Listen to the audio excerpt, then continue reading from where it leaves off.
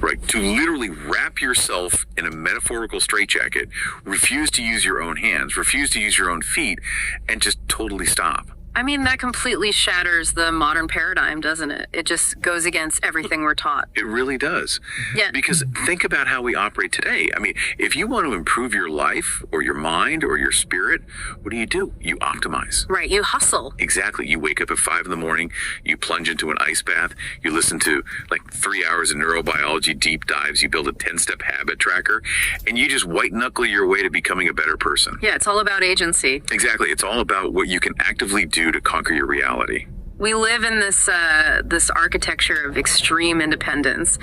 The cultural water we swim in tells us that maturity, whether that's psychological, emotional, or even spiritual, is defined entirely by self-reliance. You know, you are told from day one to grab the steering wheel of your life with both hands, grip it tight, and force your way through all the obstacles. Grab the wheel, chart the course, manifest your destiny, all of that. But today, we are stepping into a spiritual landscape that takes that entire worldview, flips it completely upside down, and basically throws the steering wheel out the window. And it does so not with, vague, airy poetry, but with a system of spiritual physics that is honestly as rigorous and terrifying as it is beautiful. Totally. So welcome to today's deep dive. For everyone listening, we're looking at a forgotten, incredibly dense manuscript from 1931. We're pulling from a collection called The Divine Will, Life, and Unity in God. Specifically, we're zeroing in on a few entries from volume 30, written in November of that year. Right. And our mission today is to summarize the core spiritual themes of this document. We want to really unpack what it actually means to live in the divine will, to look at the exact role of total abandonment, and to explore this wild idea that God is continuing the work of creation directly inside the human soul. Because what we are going to explore today claims that everything we think we know about human willpower, strength, and autonomy is not just slightly misguided, it is actively destroying us. Yeah, the premise here is the absolute antithesis of the self-made human. It asks us to radically redefine power. It really does, because if you approach this document, whether you're a theologian, a philosopher, or just someone listening in your car right now trying to make sense of the universe, you're going to confront a highly systematized mechanics of spirituality. Yeah. I mean, it reads like a quantum physics textbook for the soul. It totally does. And look, we know that you've probably heard the cliches before, surrender to a higher power or let go and let God. Right, the bumper sticker slogan. Exactly. Those phrases are on bumper stickers and cross-stitch pillows everywhere. Yeah. But we need to establish right now that this 1931 document takes the basic concept of surrender and turns it into a metaphysical weapon. This isn't a coping mechanism for when you're tired. This isn't just giving up. This is a strategic, calculated, total relinquishment that supposedly yields immense universe-altering power. Precisely. It elevates surrender from a backup plan for failure into the primary essential engine of divine action. So let's get right into the anatomy of this surrender. The document kicks off on November 4th with an image that honestly made me deeply uncomfortable at first. Oh, the swaddling clothes? Yes. Yeah. It opens with the soul crying out in this state of extreme intentional smallness. The soul says it is so small it absolutely needs to be held, and it specifically begs for swaddling clothes. Which is such a vivid, restrictive image. Right. Now, when I hear swaddling clothes, I think of a newborn baby. I think of a hospital blanket wrapped so tight the kid looks like a burrito. It's weakness. It's helplessness. It's a complete restriction of movement. Which to an adult mind obsessed with agency sounds like a total nightmare. I mean, swaddling involves pinning the arms and legs tightly to the sides. It completely neutralizes autonomous movement. If someone were to do that to an adult, it's imprisonment. It's sensory and physical deprivation. Exactly. But in this framework, the soul is screaming for it. It's begging to be wrapped in the swaddling clothes of love to, paradoxically, strengthen its limbs. And it asks to be fed the milk of the divine will. Right. So rather than a symbol of defeat, this intentional restriction, this swaddling, is presented as the ultimate opening move for spiritual triumph. Let's really look at the mechanics of this, because it is a highly calculated plea. The soul isn't just saying, hey, I'm weak, help me. It is establishing a bizarre, almost legal contract. Yeah, the wording is so specific. It is. It explicitly states that it wants the divine to be the one who writes its life. The exact phrasing is something like, you will be the one who writes, not me, and you will be able to write what you want and how you want. And then comes the line that I have been obsessing over for days. The soul says, the task is yours, not mine. I will only borrow your hands and you will do all the rest. Borrowing hands. Pause on that for a second. Borrowing someone else's hands to live your own life. It's a striking anatomical metaphor, and the response from the divine escalates it even further. The voice of Jesus in this text tells the soul that this true abandonment actually forms the hands and feet of the soul. Forms them. Yeah. Yeah. He says that without this total abandonment, the soul has no hands and no feet. It is literally described as a pitiful cripple. Oh, pitiful cripple. That is brutally intense language. Yeah. Let's really analyze the paradox here for a second. Because the world, my therapist, my boss, the culture at large, tells me that my independence, my ability to pull myself up by my bootstraps, those are my hands and feet. Right, your agency. My ability to act is what makes me a functional human being. We view agency as the defining characteristic of existence. I mean, if you can't act independently, you are considered a victim of circumstance. Yeah. But this framework argues the exact polar opposite in the spiritual realm. It claims that if you try to use your own spiritual hands and feet, your own independent willpower, you are actually paralyzing yourself. You are severing your own limbs. That is so counterintuitive. It is. True mobility, the actual ability to move and operate in reality, comes only from a total reliance that borders on infantile helplessness. By allowing yourself to be swaddled, by giving up your own hands and borrowing the divine hands, you suddenly gain the ability to traverse the cosmos. And the power dynamic it describes next is what really threw me. It doesn't just say that this swaddled abandonment is good for you, like taking your vitamins or something.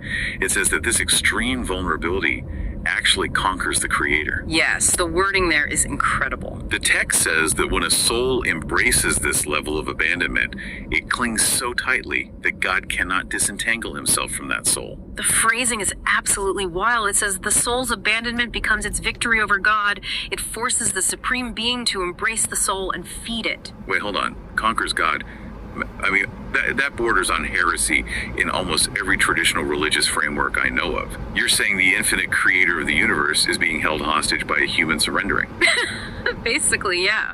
Explain the physics of that to me, because it sounds completely backwards. Yeah. How does a microscopic creature force the hand of the divine? It's like a cosmic jujitsu. Jujitsu. Okay, so in physical combat, jujitsu often relies on using your opponent's momentum against them, or leveraging your own weight and positioning rather than just brute strength. In this spiritual physics, you use your absolute 0 point of weakness to leverage the infinite power of the divine. I see. You don't defeat God with strength, you capture him with total unresisting surrender. Because he is drawn to it. Exactly. The theology here posits that the divine nature is so fundamentally, magnetically drawn to this specific type of pure vulnerability that it is literally unable to pull away. Wow. It's not that God is weak, it's that God's nature is love, and love cannot resist absolute trust. When a creature willingly strips itself of all defenses, all autonomy, and throws its dead weight entirely upon the Creator's own nature compels him to catch them. He has to catch them. Right. He cannot disentangle himself because to do so would violate his own essence. Okay, let's unpack this. Because my modern brain is screaming with objections right now, and I'm sure anyone listening is feeling the exact same friction. Oh, absolutely. If I am supposed to give up my own hands and feet, if I am supposed to be swaddled so tightly I can't move an inch, and I just passively say, "You're at my life, I'm just borrowing your hands," doesn't that just make me a meat puppet? The puppet question. Yeah, like, where is my free will? If someone else is moving the hands, am I even a participant in my own existence anymore? Or have I just completely erased my identity? That is the essential million-dollar philosophical question of this entire worldview. If autonomy is completely surrendered, does identity just vanish? Does the human being just become an empty drone for the divine to operate via remote control? Right, because I'm trying to visualize how this actually plays out in real life. Imagine a master calligrapher, someone who has spent like 80 years perfecting the exact pressure and sweep of the brushstroke. Now, imagine a toddler waddles into the studio. The toddler can't write. They don't even know what the alphabet is. They just want to make a mess. Sure. But the master takes the toddler, sits them in his lap, and wraps his large, steady, incredibly skilled hand entirely around the toddler's tiny, uncoordinated hand. The toddler is technically holding the pen, The coddler's hand is physically on the paper, right? But when the brush moves and creates this flawless, breathtaking masterpiece of calligraphy, whose work is it? It's entirely the work of the master's muscle memory, his intent, his genius. The toddler just had to sit there and not stiffen their arm. That's a great image. Is that what they're saying? We are just the toddler holding the pen, and our only job is to go limp.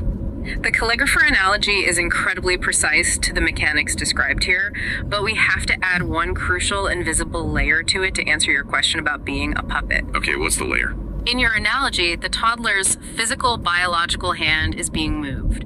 But in this framework, the hand being moved is the human will. And the continuous act of giving over that will is, ironically, the highest possible exercise of free will. Wait, so choosing to give up my free will is the ultimate expression of my free will? Yes, because it's not a one-time transaction. You don't just hand over your will on a Tuesday and then coast for the rest of your life as a puppet. Oh, I see. The soul isn't erased. The toddler doesn't cease to exist just because the master is guiding the hand. In fact, if the toddler suddenly decides to tense up, to yank their hand away, to try and draw a crude stick figure, the masterpiece is ruined instantly. The master loses control of the pen. Exactly. The master calligrapher will not force the toddler's hand if the toddler resists. The master only writes as long as the toddler actively, continuously consents to being held. So the tension is in the yielding. Exactly. You aren't a puppet because a puppet has no interior life. A puppet has no capacity to consent. And a puppet cannot recognize the one pulling the strings. The soul, however, is actively choosing this dynamic every single microsecond. So it's exhausting, in a way. It is. The friction, the effort is entirely internal. The effort isn't in drawing the beautiful letter. The effort is in continuously fighting your own urge to snatch the pen back. Okay, that completely reframes it for me. The active process isn't the doing of the deed. The active process is the maintaining of the surrender. And that continuous choice triggers what this document calls a mutual recognition, right? Yes, and this is where the creature is elevated to participate in the life of the creator. It's a bizarre, deeply intimate state. The toddler realizes the master is writing, and the master delights in the toddler's yielding. Here's where it gets really interesting to me. We are moving from the interior psychological posture of the soul, this intense swaddled abandonment, to the cosmic effects of that posture. Because the author claims that when you sit in that calligrapher's lap, when your soul operates in this divine will, God doesn't just look down and see a good person doing a nice thing. Wait, it's not just a pat on the back. No, God sees something much more shocking. The phrasing is very specific and highly metaphysical. It says, the creator recognizes himself and his work in the creature. And the creature, while acting, projects herself into the creator and recognizes herself in him. It's like a hall of mirrors. But instead of empty reflections bouncing back and forth, it's a feedback loop of living, active, divine energy. God looks at you, but he recognizes his own steps, his own work, his own love operating inside of you. And this loop, this mutual recognition, it does something massive. This brings us to what might be the most radical theological claim in the entire document. Oh yeah, this part blew my mind. It explicitly states that this specific interaction, this feedback loop, calls forth the first act of creation. Now listener, I need you to pause whatever you are doing and listen to this closely, because this absolutely rewrites standard Sunday school theology. The manuscript explicitly states that the work of creation did not end. It said that after creating the universe, there was merely a pause to rest. Let's just sit with the cosmological weight of that for a moment. For almost everyone, religious or secular, the creation of the universe, whether you picture the Big Bang, the 6 days of Genesis, or the formation of the primordial soup, is viewed strictly as a historical event. Right. It happened. Past tense. Exactly. It happened billions of years ago. The universe was wound up like a giant clock, and now it's just ticking down, expanding outward. God, the prime mover, did all the heavy lifting at the very beginning and is now either observing from a vast distance or maybe gently intervening here and there to fix things. Right. The work is done. Now it's just maintenance. But this paradigm says absolutely not. Creation is not an event in the past. It is an ongoing, active, unfinished project. And God is standing by, waiting for the creature to act in his will so that he can continue the work. The text says our actions act as a sweet call that brings God out of his rest. It's almost like God is on standby mode. Standby mode. That's a good way to put it. And when this happens, the emotional life of God, as presented here, is fascinating. We usually picture the divine as this stoic, unmoved mover, utterly detached, perfectly serene. But this says that when the soul calls him to act, God feels new happiness, new joys, and experiences marvelous conquests. God literally delights in being woken up to work. The theology of a God who experiences new happiness is profound because it implies that the divine experience is not static. By human beings surrendering their will, they are actually contributing novel joy to this supreme being. That's incredible. Think about the implications of that. The text states that God wants full dominion and total freedom to do whatever he wants inside the soul. Specifically so, he can make a work worthy of our creative hands. He wants to use your soul as the canvas for the ongoing creation of the universe. But I'm hung up on the scale of this. We are talking about the first act of creation. We are talking about the sheer, terrifying power that spun galaxies into existence out of the void. And the text says, my little surrendered action is the sweet call that triggers this. It sounds disproportionate, doesn't it? Completely. Wait, so God is taking a nap, and my actions are the alarm clock. How does my tiny, mundane, everyday action like washing the dishes or doing my taxes or sitting in horrible rush hour traffic actually trigger the first act of creation? Am I birthing new nebulas in deep space while I'm scrubbing a frying pan? It's the perfect question because the disparity in scale seems completely absurd. How can scrubbing a pan equate to the Big Bang? But the text resolves this by focusing entirely on the animating force, not the material result. It doesn't matter if you are negotiating a peace treaty at the UN, founding a hospital, or folding laundry. What matters is whose hands are doing the writing. The calligrapher again? Exactly. If the action is animated entirely by the divine will, if you are fully abandoned in that moment, then the action carries the infinite, uncreated weight of the divine. It makes me think of an unfinished symphony. Oh, I like that. It's say that the greatest composer who ever lived writes the first movement. It is magnificent. It's the physical universe, the stars, the black holes, the oceans, the tectonic plates. It's a masterpiece of physics and matter. Then he puts his baton down, takes a breath, and rests. The pause to rest mentioned in the text. Exactly. But the symphony isn't over. It was always designed to be a two-part piece. But here's the catch. The second movement isn't meant to be played by celestial bodies or blind physical forces. It's meant to be played by human souls. Okay, go on. So the composer is standing there at the podium, baton in hand, waiting. And the orchestra, which is you, me, and all of humanity, we're just sitting there in the chairs completely ignoring him. We're messing around, tuning our instruments loudly, playing our own little chaotic off-key solos. It's a racket. A total mess of human will. Exactly. But the very second one person in the orchestra stops playing their own tune, looks up at the maestro, locks eyes with him, and essentially says, okay, I am entirely yours. Guide my bow. The composer's eyes light up. The new happiness. Yes, he feels that new happiness. He raises the baton and he starts writing the second movement of the symphony live in real time through that person's instrument. Yeah. And even if that person is just playing a single, simple, repetitive note like washing a dish or changing a diaper or holding their tongue when they want to snap at their spouse because the maestro is the one directing the bow, that tiny note is now part of the grand, continuing masterpiece of creation. That is beautiful. It carries the exact same creative weight as the Big Bang. That is a brilliant way to conceptualize it. The mundane act becomes the vehicle for the infinite. The dishwashing isn't creating a literal physical nebula in the Andromeda galaxy, but in the spiritual architecture of the universe, that act of dishwashing done in the divine will generates a spiritual reality, a new burst of active love, power, and wisdom that is equivalent in majesty to the creation of a star. You are expanding the moral and spiritual universe. And the text says this resulted in a literal downpour upon the soul, a rain of active love and wisdom. But there is a huge caveat here. Oh, yes. The warning label. A massive blinking warning label attached to this cosmic power. The author stresses that these acts must be continuous. The continuity constraint. It is brutal. It really is. It says that non-continuous acts are just effects that eventually fade away. They don't form actual life. The haunting phrase it uses is that if your acts are not continuous, the effects fade and you are left with an empty stomach. That empty stomach metaphor is incredibly resonant, especially when you connect it to the very common human experience of fleeting inspiration versus lasting transformation. I mean, how many times, listener, have you felt a sudden, massive burst of motivation? Oh, I feel this every single January 1st. I get this massive rush of spiritual and physical motivation. I buy a new journal. I go to the gym. I decide I'm going to meditate for an hour every morning. I eat nothing but kale. And it feels amazing. Right. For what, a week? Exactly, for about a week. Right, you act on it once, maybe twice. You lock eyes with the maestro for a few measures, and it feels incredible. That feeling that temporary alignment is an effect, as the text calls it. But because it isn't continuous, because by January 14th you get tired, you take the steering wheel back, you want to play your own solo again, the effect fades. The spiritual calories just burn off. Exactly. You are left hollow again. You have an empty stomach because you didn't form life. Life requires a continuous heartbeat, a continuous breath. You don't eat one massive meal on January 1st and expect it to nourish you in October. You'd starve. You have to eat daily. You have to breathe continuously.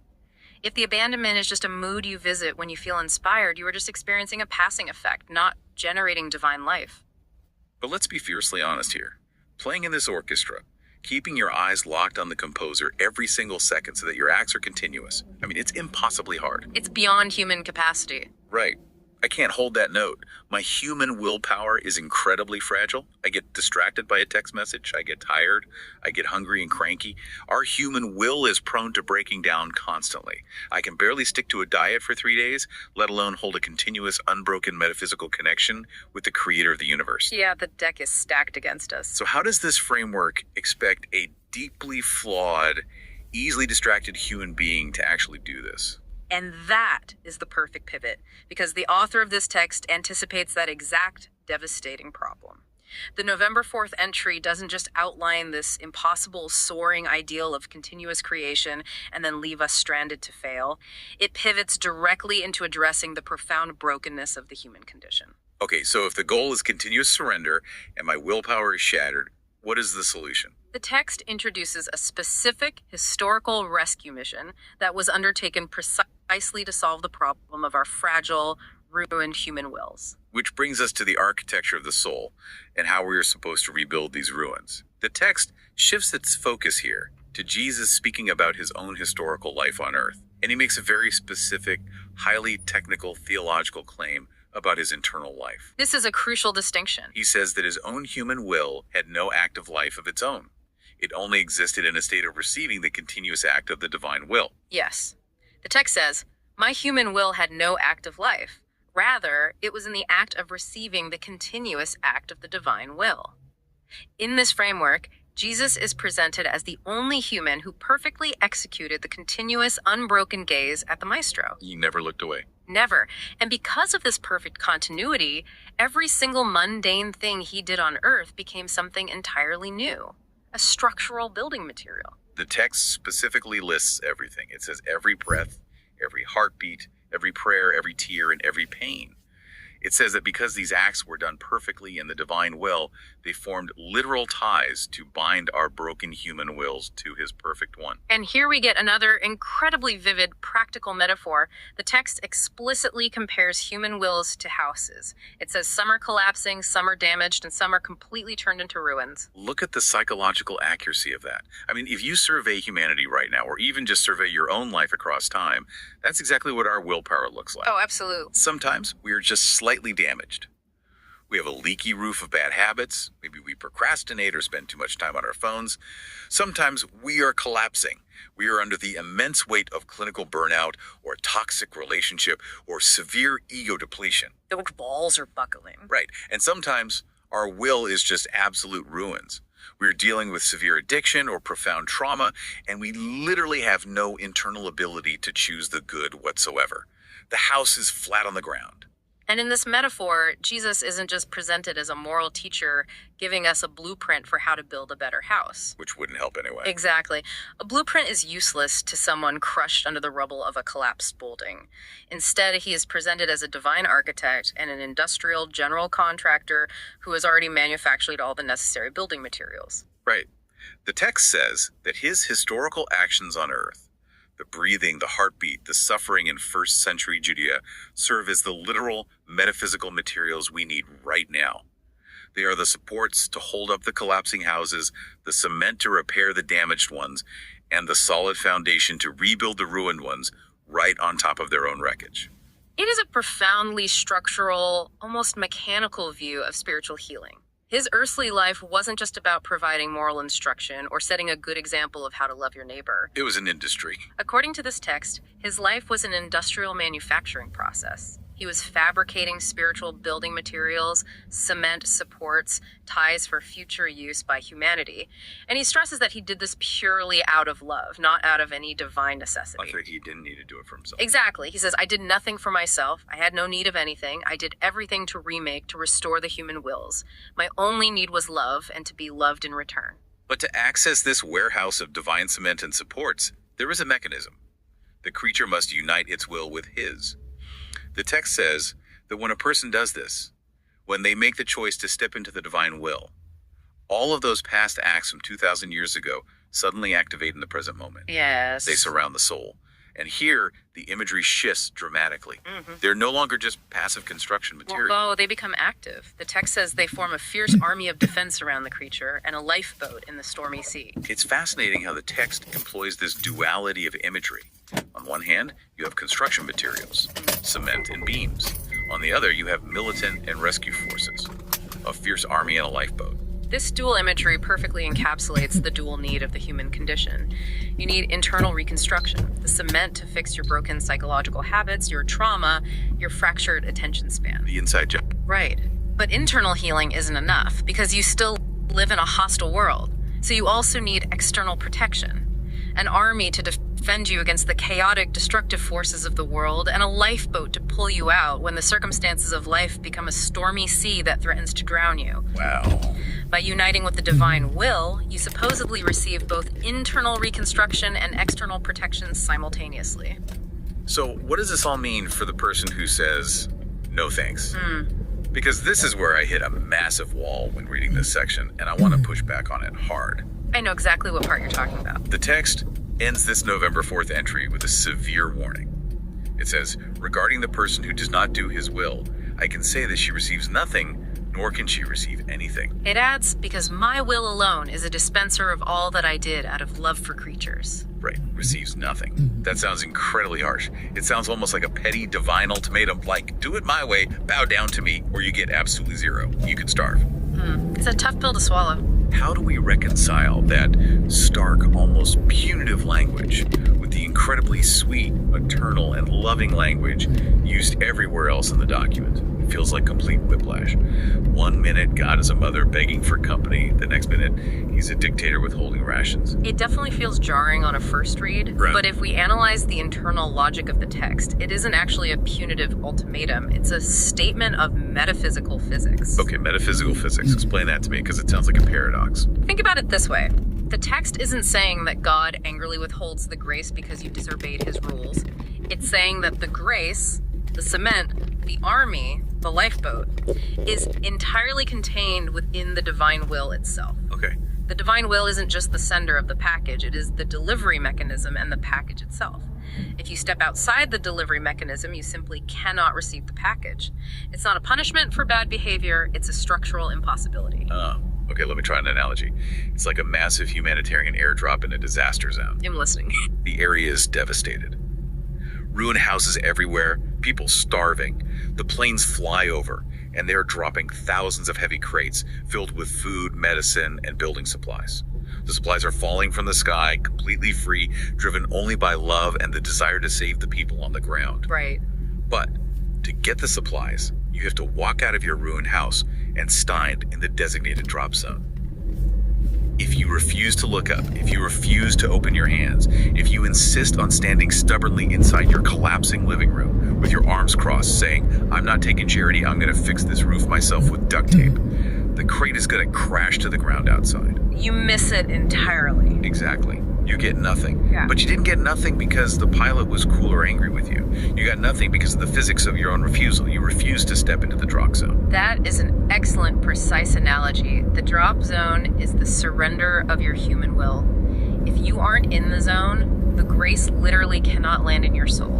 And this perfectly bridges us into the November 9th entry of the text. Because if November 4th explains the architecture, the building materials, and the drop zone, November 9th explores exactly what happens when we do refuse to step into that zone. It introduces a terrifying concept of what we actually create when we insist on using our own will, and it introduces the invisible life or death substance that constantly surrounds us. We are moving into the final and frankly the most haunting part of this exploration, the oxygen of the soul. It gets really intense here. It does. This November 9th entry takes a slightly different tone. It starts by describing the divine will as untiring.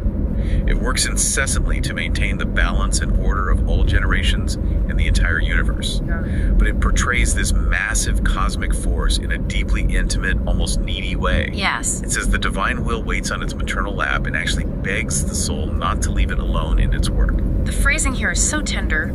Do not ever leave me alone. Your mother wants you together with her. I want your company in the incessant work that I do for all creatures. Beautiful. The psychological framing is remarkable. The infinite force that sustains the orbit of planets and the fusion of stars is depicted as a mother longing for the company of her child, just to make her heavy labors feel sweeter. And to explain how this force interacts with us on a practical level, it uses the metaphor of air. It says the divine will is like air. It's unseen, it's everywhere, it generates breath, and it is completely inseparable from human life. If the air stopped working, life would instantly cease. But it clarifies that it's more than just physical air. Right, but the text clarifies the divine will is more than physical air. Air is just a created symbol. The divine will is uncreated life. It is the literal oxygen of the soul. The air metaphor is vital because it establishes the absolute necessity of continuity. You don't take a deep breath once a day, check it off your to-do list, and call it good. Right, you pass out. You breathe constantly, instinctively, without thinking about it. The text is urging the soul to make its union with the divine will as continuous, as vital, and as instinctive as physical breathing. But what happens when we hold our breath? What happens when we stop breathing the spiritual air? This is where the text gets incredibly intense and introduces the concept of the voids.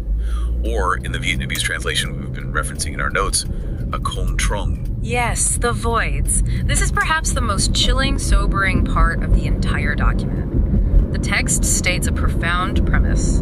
God has already established the exact number of acts a creature will perform in their lifetime. Wait, every single act? Every single one. From the number of steps you take in your entire life, to the words you speak, to the thoughts you form, to the times you blink, they are all pre-established in their number. When a soul cooperates and lets itself be completely dominated by the divine will fills these pre-established acts with divine life. But when a soul decides to use its own human will instead, it creates a void for the divine part. Because the act was destined to hold the divine substance, but the human will blocks the delivery, the act still happens physically, but it's empty of God. And these voids are not just harmless blank spaces or neutral territory. The text says they actively deform the creature. Form? They become crooked paths, actions devoid of divine origin and devoid of life. The author writes, nothing ruins the creature more than her own will. Let's dive deep into this terrifying concept of the established number of acts. Because when I read that every single action of my life is pre-slotted. Yeah. It feels incredibly heavy. It feels like we're just products on an assembly line. Imagine it exactly like that. An endless conveyor belt of empty glass jars rolling past you on an assembly line. Every single jar represents an act in your life. Every conversation, every decision, every movement. The number of jars is fixed from the moment you were born. You cannot add a jar and you cannot remove a jar. And the belt doesn't stop. And the belt doesn't stop moving until you die. Right, and as each jar passes me on the belt, I have a choice. I can either stay abandoned, stay in the drop zone, and let the divine will fill that jar with this glowing, eternal, infinite substance. Yes. Or I can smash the jar, guard it fiercely, and say, nope, I'm doing this one my way, I'll fill this one myself. But because my human will has no eternal substance, because I am just a finite creature, I essentially just put an empty jar back on the belt. A void. And the psychological and spiritual weight of this is staggering when you apply it to our modern existence. We live in an era obsessed with doing it my way. Oh, entirely. The ultimate cultural triumph is the person who sings Frank Sinatra's My Way at the end of their life. We prize relentless self-determination and carving out our own unique path, defying authority, asserting our individual will over every situation, large and small. We view that as the pinnacle of human achievement. But according to this text, that modern obsession with our own will is the exact mechanism of our internal ruin. By insisting on doing it our way, we're just generating an endless clanking sequence of empty glass jars on the conveyor belt. We think we're building a monument to our individuality, but the text says we are actually building crooked paths. We are actively deforming our own souls. Look at whatever you are doing right now as you listen to this. Driving a car, walking the dog, making dinner. According to this text, that very action is a pre-slotted jar on the belt. It is either being filled with divine life, or it is becoming a void. But again, I have to push back here. I have to channel the listener's internal cynic, because this is where the modern mind completely rebels. If God has already established the exact number of all my acts, if the number of jars on the belt is fixed, doesn't that feel incredibly deterministic? Like a script you can't change. Exactly, like I'm just walking on a pre-laid track. Yeah. Where is the spontaneity of life? Where is my ability to chart my own destiny if the spreadsheet of my life is already locked in? It sounds like a spiritual prison. It touches on the classic ancient debate between predestination and free will, but the text offers a unique, elegant resolution. The quantity of the acts and the container of the acts are established, but the quality and the substance of the acts are entirely 100% dependent on your free choice in the present moment. Okay, let me reframe this using the text's own logic to see if I truly understand. Think of your life like a massive, intricate coloring book. A coloring book? Okay. The publisher, in this case God, has already drawn the black and white outlines on the page. The lines are drawn, the number of shapes, the overall picture, the established number of acts. That is all set in stone. You can change the lines. Right. The framework is there. But you hold the crayon. You can either say, okay, master artist, wrap your hand around mine, and together you fill those predetermined shapes with living, breathing, infinite, luminous color, which is the divine will. Or you can say, I'm doing this my way. You rip your hand away, you grab a broken, cheap, gray crayon of your own human will, and you just scribble chaotically all over the page. You ignore the lines, you tear the paper, you leave giant blank spots, the voids. Wow. The framework was deterministic, the lines were there, but the ruin of the picture was entirely your own free choice. You created a chaotic, deformed void on the page because you insisted on scribbling outside the lines with your own tiny will. That is exactly it. The established acts are the canvas. Your moment-to-moment will determines if the result is a masterpiece of uncreated light or a ruined, scribbled void. And thankfully, the text doesn't just leave us with the terror of the voids. It offers the remedy. It tells us exactly how to avoid the scribbling and how to invite the master artist back to guide our hand. The remedy is recognition. Yes. The text says that the one who receives the active action of the divine will is the one who recognizes it in all her acts. The one who recognizes it, loves it, esteems it, appreciates it. It says that by simply recognizing the divine will, the veil is lifted. The soul literally feels God's hands inside its own hands. It feels the power of his movement in its own movement, his life-giving virtue in its breath, his life forming in its heartbeat. It's a total sensory awakening. The quote is beautiful. Everywhere from the inside, from the outside, she feels herself given life, touched, embraced, kissed by my will. And this act of simple recognition does something profound to the divine. The text says the divine will feels requited or rewarded for its incessant, untiring work. When you recognize it, it takes off the veil, and it tightens the sweet chains of inseparability. The feedback loop again. Exactly. The more you recognize it working in your life, the more you feel how much it loves you, and the more you love it in return. It's a positive, upward feedback loop that entirely replaces the voids with divine substance.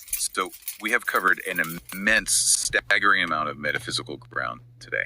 Let's briefly recap this astonishing journey for you, the listener, because the arc of this document is truly breathtaking. We started at the absolute bottom, with the soul as a paralyzed infant begging for the swaddling clothes of love. We realized that giving up our own hands and feet, the total terrifying abandonment of the human will, is actually the only way to gain true spiritual mobility and leverage the infinite power of God. From that state of total helplessness, we discovered the Hall of Mirrors. That by surrendering, we literally wake God up from his rest. We realize that our tiny, mundane, everyday actions, when done in abandonment, actually trigger the continuation of the literal creation of the universe, bringing God new happiness and joy. We then looked at the devastating ruins of our own willpower and saw how Jesus' historical life wasn't just a moral example, but a literal manufacturing process. He created the cement and supports needed to rebuild our collapsing internal houses, forming a fierce army of defense and a lifeboat for those who choose to step into the drop zone and unite with him. There finally, we confronted the invisible atmosphere of the soul. We recognized that we are breathing the untiring divine will like air.